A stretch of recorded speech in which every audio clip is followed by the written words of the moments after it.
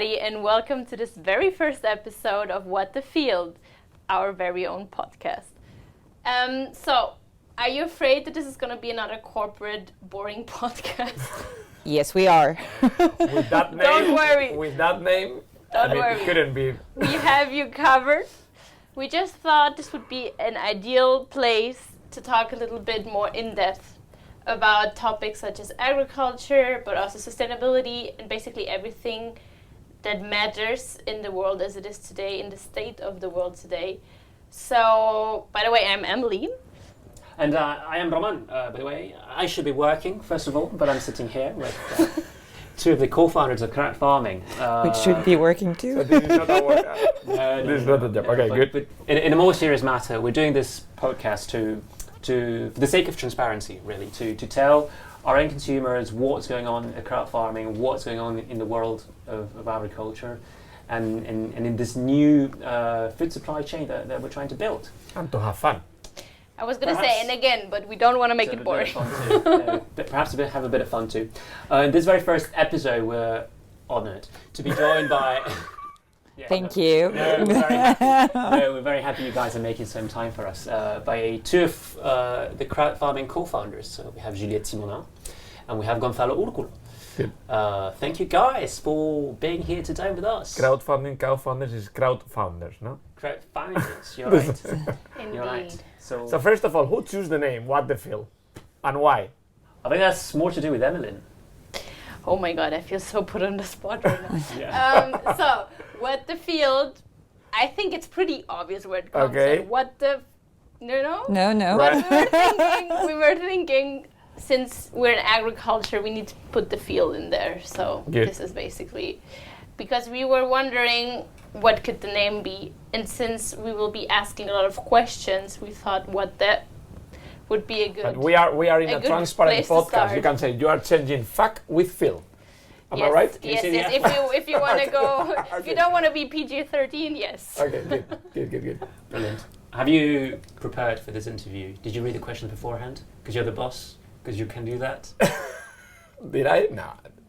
Don't have time. You know. I wish I did, but Actually, trust Juliette more than I trust you, Gonzalo. but didn't have time. Juliette really is busy. So. She actually is busy. Yes. Please. She actually is busy. Gonzalo, you mentioned the beginnings of crowdfarming. Tell Yep. us how everything started. Well, Why are we here today? It started in the field, okay? Right. In an orange field in Valencia. So we started like 10 years ago. I become a farmer, okay? I used to work in logistics, and I have like a train stop in my life and say, do you want to run a farm that used to be from my grandfather? It was abandoned. My parents, they were going to sell this farm. And well, I say, okay, why not? At this time, I didn't have to pay the school of my children, so it was quite easy decision for me because, I want to move to a farm. I was living in Madrid, and I wanted to have the experience in Veteran. It's a town close to Valencia. Okay, so I learned during the first years. I learned a lot about farming, and I learned a lot about how disconnected are the farmers from the consumers. No, because. I needed to sell the oranges to someone, and this time there were like a few intermediaries that to come, and I couldn't negotiate the price of my oranges. No? So I was forced to sell these oranges because otherwise they will be still hanging in the tree. So you are running out of time, so you need to sell your product. So we decided to create a website. That is the first website that we created was Naranjas del Carmen. It still is naranjasdelcarmen.com, and we offer to people the opportunity to buy the oranges that we were cultivating directly from us. Okay, so it was not like the typical start that like we get success very early. No, it was not. So during the first 3 years. I was working in Naranjas del Carmen as a farmer, but also like helping in logistic projects so that I can win some money. Because you couldn't make a living with your farm. No, not at all. I mean, it was a loss maker, and we asked for a loan, 100,000 loan to buy a tractor, to buy a van, and 100,000 loans. 100,000 loan. That sounds scary. Sorry. actually. Yeah. Thank you for correcting me. Talk to you later. 100,000 euros. And it took us like 4 years to start like having a positive results at the end of the year. But I think it's normal. The farms need it. It was more like a farm business, no? So. May I ask, did you get help from your parents? Was it like, okay, Dad, please, I'm promising you this is going to work out. Help me. Well, yes, I received a lot of help from my father and also from my mom. My mom used to go always with some cards that puts ambassador of oranges, and she was like walking in the street, like giving these cards to everyone, no? To strangers. To strangers, yeah. It was like happy mother or something like that, no? Happy mother of farmers or something like that in the card. So she was giving this away. But to make this story short, in 2017 we were able to sell all the oranges that we were cultivating. We grew a company from 2 people, that was my brother and myself, to 40. It was very disorganized company, but it was a profitable company. And there were like 40 people, we were working 40 people like with good contracts and good job all the year round. It was not very normal in the farm industry. Because of seasonality, right? This is seasonality and because of the prices. So being able to sell all of our production direct to final consumers give us the opportunity to build a profitable company. So Juliette, meanwhile, you had a good career going on. You went to a very famous French commerce school, basically a university. And what made you switch to this little orange startup, basically? Like, where do you enter into the picture and why? That's a good question. I think the answer is right on the right side of the room. No, actually, well, I was, as you were saying, I was working here in Madrid already, and I have had the opportunity to grow professionally, but I was also asking myself what I wanted to do with my life, and I was very interested in sustainability and food at that time. When not so many people were interested in that, no? Thank you. But like 5 years ago, not so many people were interested. Definitely. And agriculture and everything that could relate agriculture to technology.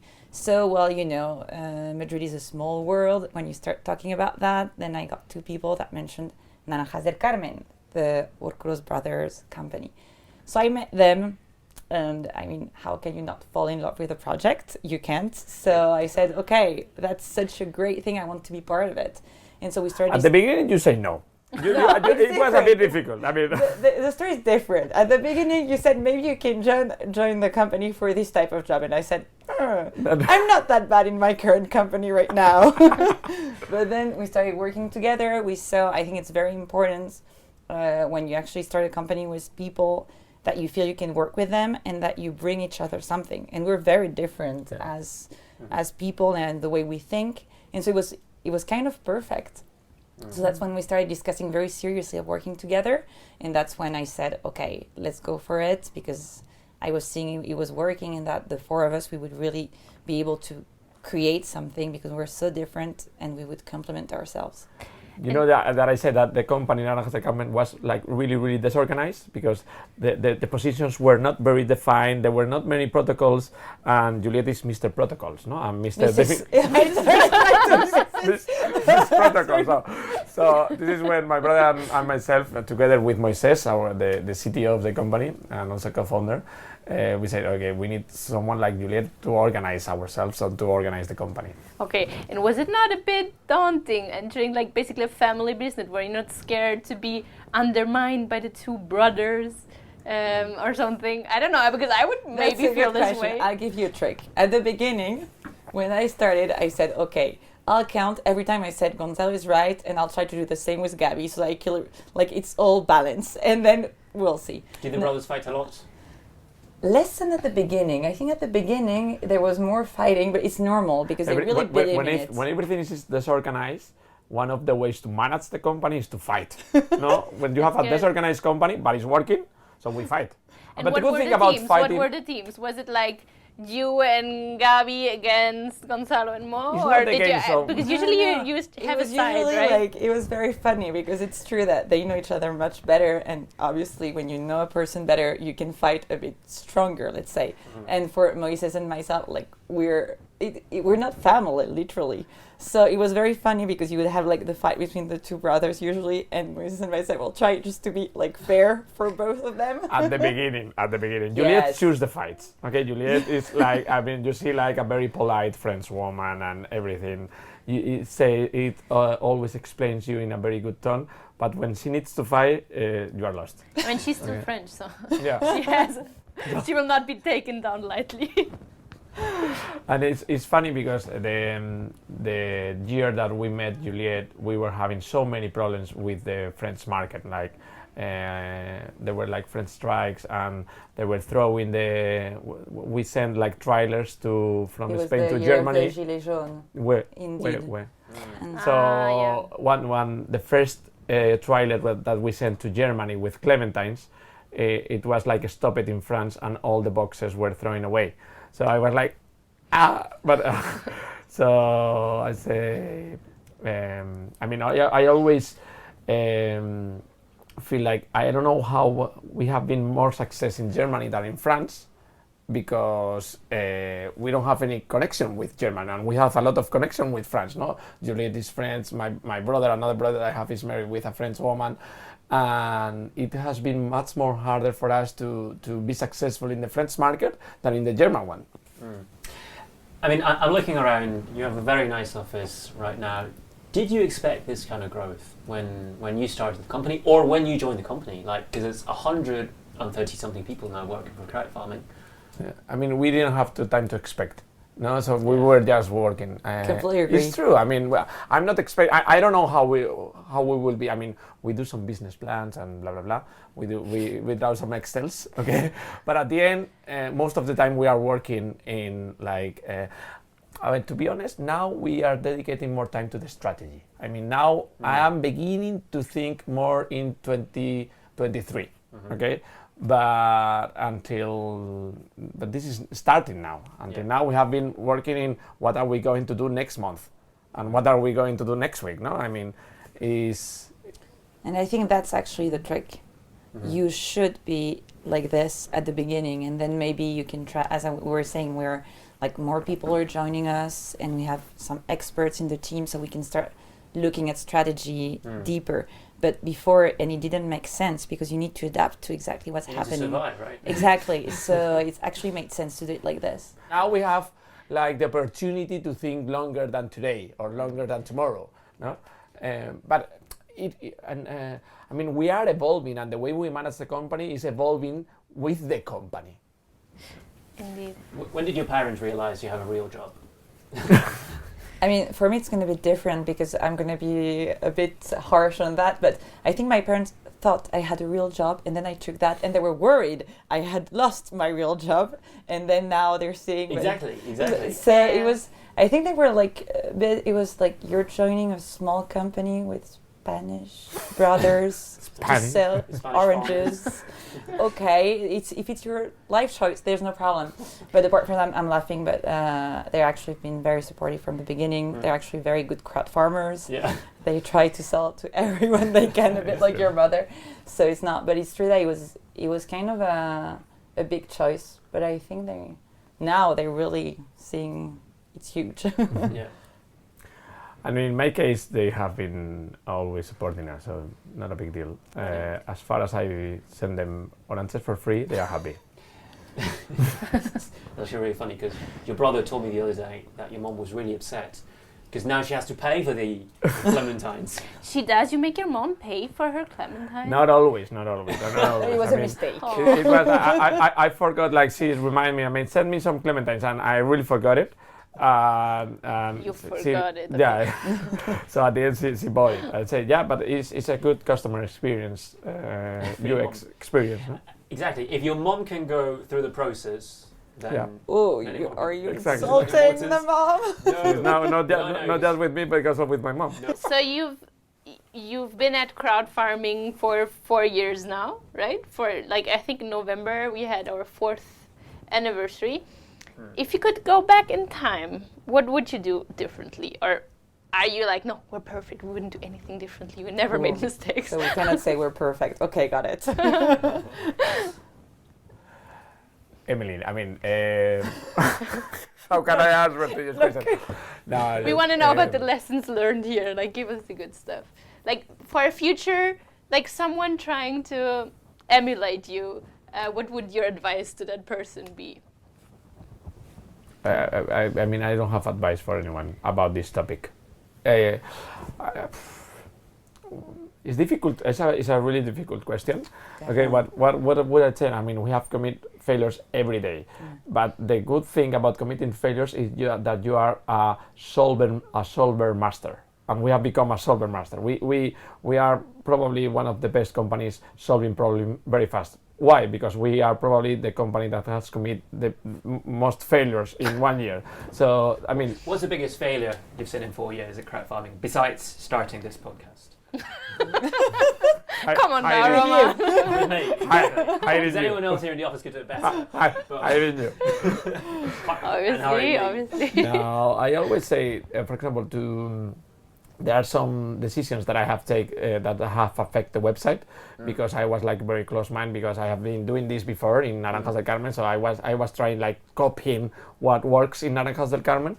So it has been very difficult for the product team to convince me to change my mind because it was already working. But there are some things that have proved to be better that I thought at the beginning, and that has led the company to a slower pace. Yeah. In your case, Juliette? I'm not sure I would say the biggest failure because I'm not... Or mistake, rather. Mistake. Or maybe lesson. Or lesson, Frame it yeah, no, positively. exactly. Because Like from a if you can be mistake, it could be a positive, it's lesson. easier for me because I think I think we really... well, it's going to sound cliche, but we really learn from mistakes.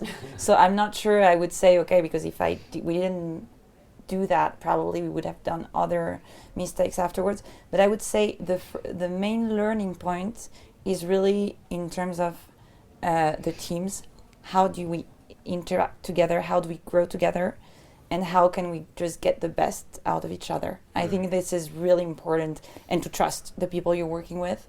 I think that's maybe I didn't see it so well before entering this company, probably also because it's a smaller company than where I was before. So it's different, the experience. But for me, it's been the key learning. So basically you're saying this is not this corporate snake pit where everyone is backstabbing each other, so good for us. So now I don't know about you guys in your teams because you're not No in operations. No comments. We don't want to talk about it. It's fine. Yeah. Excellent. Okay. I want to ask, could anyone have founded CrowdFarming? Because, Gonzalo, let's face it, you inherited a farm from your family, and Yeah, that's where it's you started. Kind of a good Naranjas del starting point. Right. Like, So you didn't have the problem of let's acquire some land to start this farming business, right? because you yourself, sorry for interrupting, but you yourself, I remember distinctly that you told me that the major entry barrier for farmers is the land. Because they're not able to afford it, that for you this is one of the reasons why we don't have a lot of young farmers anymore. It's true. I mean, but crowd farming is different than Naranjas del Carmen. Okay, you are asking me about crowd farming? I am asking you about CrowdFarming, but of course you have a baggage of now Yeah, 10 years of okay. experience, thanks to Naranjas del Carmen. I mean, Yeah. CrowdFarming wouldn't have existed without Naranjas del Carmen. That's Yeah, So it's true, it's it's kind of true. related. It's true. I mean, there are so many to become a farmer. That is a farmer. That is entrepreneur. Okay, I think it's harder than becoming a city entrepreneur, from my point of view, because I mean, you like running a farm. It takes more time. Usually, these like companies that wants to or venture companies that wants to give funds. They want to see the growth very early. So when you are starting a farm project, it takes more time. So you need to have patience. You need to be patient, and it's not so easy to receive funding when you are running a farm project. Okay, and especially when you have been doing nothing before. I mean, what was my CV before Naranjas del Carmen? I was a student, not very good student, so I didn't have any. Not like Juliette. Not like Juliette. But it's true. I mean, I didn't have any background, so it was very difficult to convince any bank to give me a loan to run this farm business. No? And having found first Naranjas del Carmen and having learned to be patient and learning a lot of things about logistics and learning a lot of things about farming, give us a really good position to found CrowdFarming. So I'm very happy, and I think I am. I have the energy and I have the knowledge to run the company as it is now, and I feel very confident about myself, and I feel very confident about the team that I'm founding. So I am very optimistic about that we are a really strong team and we have really strong values. And Roman is looking very skeptical of it. Yeah, it's like you're Like, thinking. I hope you're not talking about me. but it was a question to answer like this way. I mean, No. But I think it's. I think you're giving the right answer. But there's not like a right answer, Yeah, exactly. but. Yeah, it's true. But I think it's what you're saying is the truth, right? Like perhaps not everyone can do what you've done as well, but you perhaps were given a set of circumstances, and you took advantage of your circumstances when perhaps someone else wouldn't have done the same thing. But I think it's personally, I think it's almost always the case. I mean, even for a normal entrepreneur, it's getting the right moment, the right idea, and just using your, as you're saying, the set of circumstances. So I don't know. I'm not sure it's okay. Gonzalo did it with the farm because it was, as you were saying, at this moment what he had. But I think it's about that actually, to launch a business, about choosing the right moment, the right time, the right skills, and knowing yourself. No? Exactly. So I was not a very good student, so I will never be a notary. No, because you have to study a lot. I will never be an astronaut because you have to study a lot, and it's not just a physical thing. It's also. But I have a lot of energy, and I like to travel, and I love farming. So I founded a company in the field that I feel comfortable. No? So I've heard through the grapevine that we now have investors. We haven't had any investors, except your parents probably, in the last 4 years I mean, of our Juliette existence. was investor, I was investor. At the So beginning, it was just external, let's say external investors. Okay. So I think professional investors. From outside a company. Right. I mean, it's actually quite a feet, because most startups, they wouldn't have survived this long and wouldn't have grown as much as we did. I mean, we have, 300,000 clients or more, or we had those before the investors came in. And now we have investors, so do people need to worry that we're now going to be, turning to the dark side? What is the dark side? Exactly. The venture capital world of, and why is of it the dark unhealthy side? growth. We are like building something big to sell and then buy, and then Juliette this goes is with one a big worry, boat, and I go to buy another farm. Or having investors that are like, you need to deliver, we need more growth. We don't care about the environment, more growth. Yeah. Okay. Did you sell your soul to venture capital? Yes, that's the question I was meaning Just to a little. ask. No. Well, we make a big thought about inviting like professional investors to give us funds to raise the company and to run the company. No? First of all, it was not a easy decision. So what we decided to do is let's don't depend on investment to running the company, so that we can continue thinking for as long as we want. No. So we were like running the company in a way that we could support, okay? So we reached a positive result after 3 years.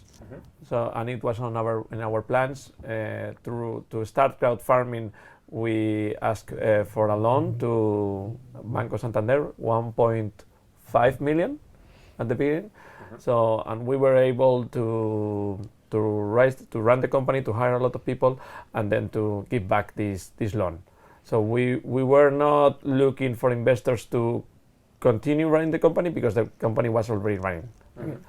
But it's true that when you hire people and when you hire like really good people, then you start to think bigger, no? Because when you are running a marketing campaign just by yourself, then you can run a company like this big, no? But when you are starting to hire like a really good chief marketing officer, and she opens your mind and gives you like more opportunities, and Juliette is bringing more farmers, and the more and more the crowd farming is getting bigger and bigger and bigger, and the projects to be developed are bigger. And at some point we couldn't have the funds to support the projects, no? So we were hiring people just to maintain the growth the structure, but at some point, okay, these people is asking us, and we are also thinking in bigger projects, and these bigger projects we couldn't fund this, no? And crowd farming is born to be big. It's true. Okay, it's more romantic to be little, maybe. I mean, some companies should maintain little, but others not. I mean, crowd farming is born to make a revolution happening. Okay, we want to change the traditional food supply chain. We want to allow more and more farmers to build their own direct channel to final consumer. And there are more farmers in the queue that is waiting us, so that we are getting bigger. So there are people, and these people are investors, that don't just give you money to hire more people or to develop more operations, but also that have been in companies like this before. Okay, and we were lucky that the more and more there are more like impact funds are raising. What's an impact fund for those who may be listening to us and don't know? Good question. I'm not a specialist in funding and in funds. Don't say you don't know, please. I know. I mean, impact now. Like a lot of people now says they are impact. We are creating impact. I mean, for our experience, we were looking for funds that they were not looking for only rentability in terms of cash or profitability. Okay, but also that they are completely aligned with the environmental and social metrics that we were already trying to. No, what are our metrics? Okay, our metric says that we want to have in Europe more and more organic land. This is why we are helping organic farmers creating more value from their products. No, and another metric that we were developing is like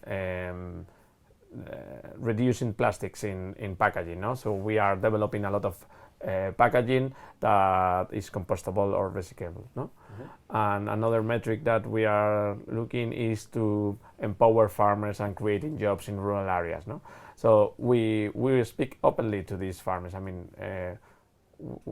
we are not just looking for growing like 200% year on year. We are also looking at these metrics, and those metrics are as important as the other ones. All of them are important, no? Like we invite 3 at the end. We interview. I mean, I did it with you. How many investors did we interview? Dozens. Okay, like a lot of them in 1 year time. A bit more even. Yeah. More than a year. Yeah. And at the end, we have the opportunity, and not all the startups have this opportunity, or not all the companies have this opportunity to choose the investors. And I mean, we speak about this issue a lot of time, and at the end we decided to invite these 3 investors, and we are happy about this. You need to take decisions, okay?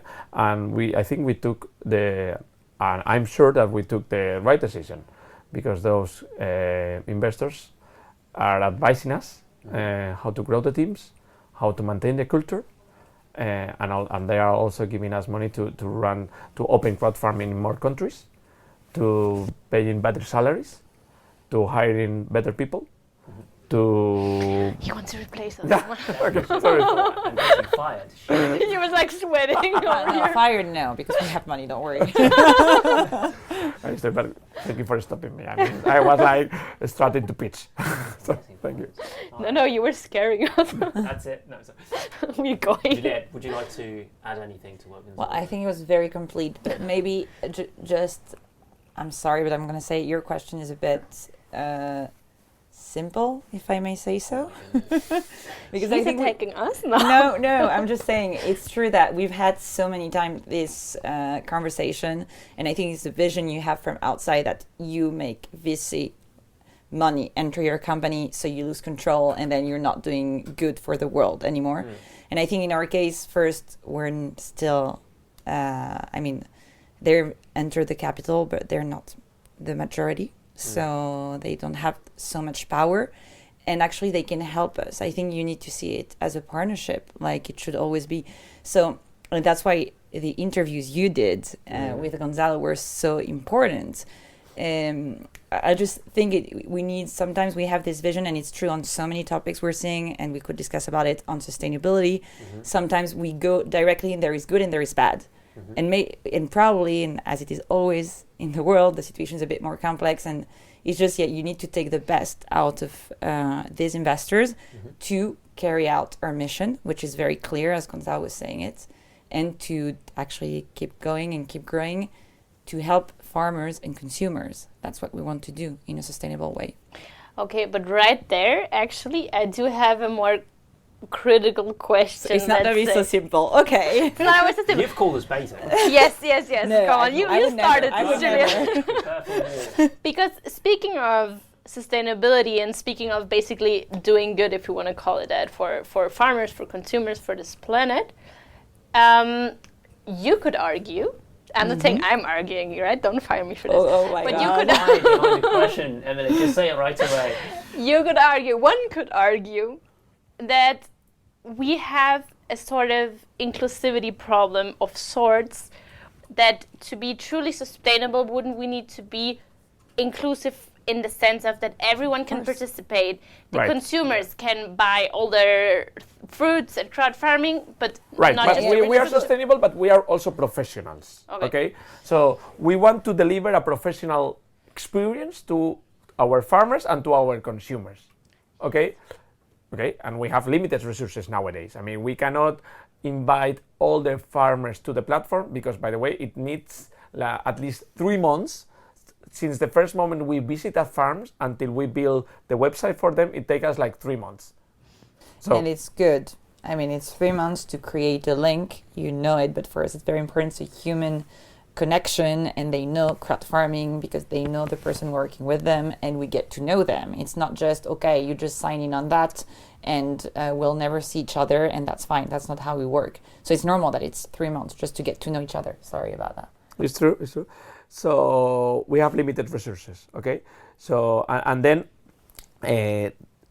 even though we are a software company, we do a lot of manual things, and we love it. So we are not obsessed about scaling, just do scaling things. No, I mean, we love to have this human connection. One of our values is to humanity. So we have a team here in Spain of 8 farmer hunters.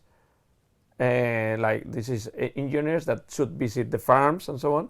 So I wish we could support like 1,000 small farmers, but nowadays we have just like 8 farmers. So we have to choose. Some of them are big, some of them are small. So 8 farmer hunters, you mean? Yes, 8 farmer hunters in Spain. No, like 8 engineers, farm engineers. Or biologists, people that select, that vet the farmers in a sense, now and that identify them and build relations with them. Yeah. So, well, we choose the size of the farmers. I mean, some of the farmers from a product, I don't know, like it could be like small farmers, but we need to say, okay, what is our small farmers? Like single person farm. We do have some, okay. For example, we have some algas algae in Galicia, okay. I think there is like two women doing this, and it's okay. But when we are looking, for example, for oranges or for mangoes, it's easier for us to find like a farmer where there is like 50 people working, and they're supposed to be like big farmers, no? Or I think it's not a question on this, because I think it's not a question of whether it's easier for us. It's a question of whether it works with the current model we have and why we want to use our fundings. I mean, right now we had the capacity, and actually we had this investment a few months ago for what the people we were. And as you know, well, probably no, you don't know, but to create a farmer page on what we call the farmer page, the description of the farmer on the website, it takes time, 3 months, and it's complicated. Translating it to 7 languages, to Swedish, to Netherlands, Exactly. to Italian, to French. So you get lots of details, and we discovered, that was one of the first learnings, we were discussing about learnings before, that we made at the beginning, which was, if you're a small farmer, you're going to spend lots of time on that, and even if you sell everything you have, as you're so small, you're not going to be benefiting so much from the model because it's too complicated right now. We're not. So what we did at that point is we said, what is our mission? To help farmers. If we cannot help small farmers right now, it doesn't make sense. We're going against our mission and we're doing things completely wrong. So what we're doing is we're trying. It's not that we're not saying yes to small farmers. We're explaining them if it makes sense for them to enter, take into consideration this and this and this. So there are lots of them that say, okay, maybe for later. But with this investment, what we plan to do is to make it easier for them to enter, because we're going to automate, even if we love manual tasks. I'm not sure my teams would agree on that, but that's fine. If we automate everything we can, then we're going to make it absolutely, it would make sense for a very small farmer to join. It would be easier for them. Right now, the problem is that it's actually so manual. So I think here it's not that we don't want these small farmers, it's just a question of timing, and that's where investment in that case, I think, is good. Yeah. So with this investment, we can like operate a logistics center where we can do the picking, because some of the small farmers, they don't have like a place to do the picking, or they don't have even the money to pay for the boxes before the orders, no? So we will do this for them. Okay, and what about, sorry, Roman. Go ahead. But the other part of the question was more pertaining to the consumer side. So I'm not saying I share this opinion because obviously I'm an insider on the subject, but we get a lot of comments from people saying, especially Spanish people, saying, but this is so expensive. Okay. What would you say to those people? Okay, very good question about the price, no? Because we aim to have like competitive prices. We first of all, the farmers from the platform are the ones that fix the price. And this will not change. And this will not change. Yeah. I mean, so we are not intermediaries. They decide the price, and we invoice the farmers. What do you mean the fixed price is the farmer decides the price they're selling? Exactly. It's just one single farmer, not all the farmers together. Because that could be understood a bit wrong. Each farmer decides the price according to their realities. Exactly. Okay, so the problem when someone says that this product is expensive or the other one is expensive is because they are treating all the oranges, all the mangoes like a commodity.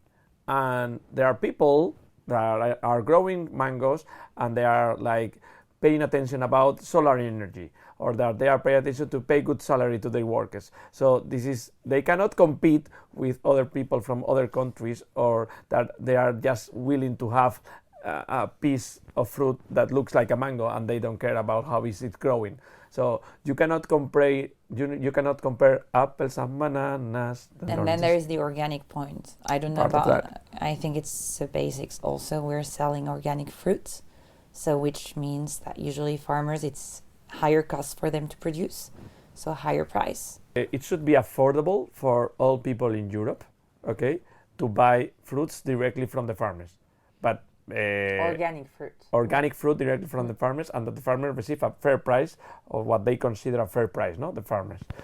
And so this is very, very important, and we also want to pay like good prices to the transport companies. No, it doesn't make sense that then we praise the transport companies and we try to pay them less because we want to be competitive. No, more than good, it would be fair. What we're trying to do is to build a fair system, and this is what it's not the case right now in the food industry, and that's why we're there, and that's why Gonzalo was saying we want to build a revolution. It's something completely different. Where do you think the unfairness of the current system lies? Oh, That's terrible because we don't want to to point anyone. We're gonna start pointing fingers. But now I'm picking on you because since you mentioned you want to build a fair system, that means the current system is unfair. It's unfair because it's inefficient. So you lose so much in the process that it makes it unfair. Because to make sure that anyone can survive and can buy product, you need to not pay the farmer. You need to put so many intermediaries. So in the process, you lose fruit, you lose the harvest. I mean, it's such a complex question. No, but to answer you in a simple way, for me, an unfair system is a system where the one that is working the most and that is absorbing the highest risk is receiving the less. And this is the farmer normally. Is the one that is working the most, is the one that is absorbing all the risk, and is the one receiving the less portion of the cake. This is an unfair system for me. Yeah, agreed. You were mentioning earlier, or you were emphasizing the organic aspect. So why do we only accept organic farmers or farmers that are in transition to organic? Why make that choice if we want to? Because we want to help all farmers. Yeah. You said it yourself in your question. No, but it's a personal decision. We are organic believers. Okay, it's like that. So, but we are not just helping organic farmers. We are also helping the ones, and you are helping the ones with your job, Emily, about conversion project. No, we are helping the farmers to convert into organic. But we don't want to sell any fruit that is not that has been treated with pesticides. We are not. This is a personal decision that we have taken. We are funding this company with these values, and we are not okay about. So this is simply a value of yours. And what is your take on this, Juliette? No, I was just saying, I think the key part here is not to say, okay, we have the easy task. We're just waiting for farmers to be organic and then we make them sell and that's perfect. We're working with farmers in conversion, which can be a very tricky moment for them because they're losing part of their harvest and it's not the best moment. And we're actually trying to promote those to help them and to multiply the number of farmers converting to organic. So I think it's part of our mission too. So of course, as Gonzalo was saying, it's our value, but we want to make this value accessible to more. So that's why that's part also of what we're trying to do. Something that you touched on before, speaking of operations and the farmer hunting team, is how far can you audit farmers? Like, how do you know, for example, that a farmer is selling organic when they say they're inorganic? Or how do you know farmers are paying fair wages to the workers? Okay, the first one is easier than the second one. Yeah. Okay, because you just analyze the harvest, like in different times of the season. You go by surprise, you pick some fruits, and you analyze the harvest. And you can see if the farmers if the fruit is organic or not. And apart from that, you get lots of help from the European Union because organic is something. I mean, it's a label. It's not something we invented ourselves. So. Yeah, but it's a good question. We are now thinking about how we can about the social aspect, no? Yeah. How we can be sure that the farmers are paying, like, because this is like it's very difficult to be transparent on this, no? Yeah. It's also the privacy policy of the people that don't want to disclose the salaries and blah blah blah. So it's quite difficult. So, but we are making progress on this, and we hope to have something that is enough for us. No? What is enough? When is it ever enough? What is enough about the salary or the social conditions? Social conditions specifically. Yeah. I mean, for us, the aspect of like, is the organic farming creating more jobs? Is this creating good jobs? What is good jobs? This is your next questions. What is good jobs? Like you can make a good living with them in the area where you are living. Okay, so with the salary that you are obtaining, can you have like a good balance, can you make a good living? Can you take your school can you take your children to a good school? Can you I mean, do you have stability? Because this is another issue in agriculture, right? Because people are just temporarily employed for the season, for the harvest, and then basically they find themselves looking for another job until the next harvest usually, no? But it's something that we are working with the farmers. I mean, we are checking with them how transparent could they be in terms of law, but also in terms of it's something that is not comfortable, and we like uncomfortable issues to manage uncomfortable issues, and it's a really good objective for us. Do you think it's a cultural issue for farmers not wanting to? Not just for farmers, also for any companies. For any employer. For any employer, they don't like to disclose how much are they paying to their workers, no? Yeah. And we are crossing some red lines, and we don't want to go with this discussion. I mean, you are not disclosing it because you are paying like very bad salaries. I mean, please, this is like very easy. We don't like that too. So it's a really interesting topic. Yeah.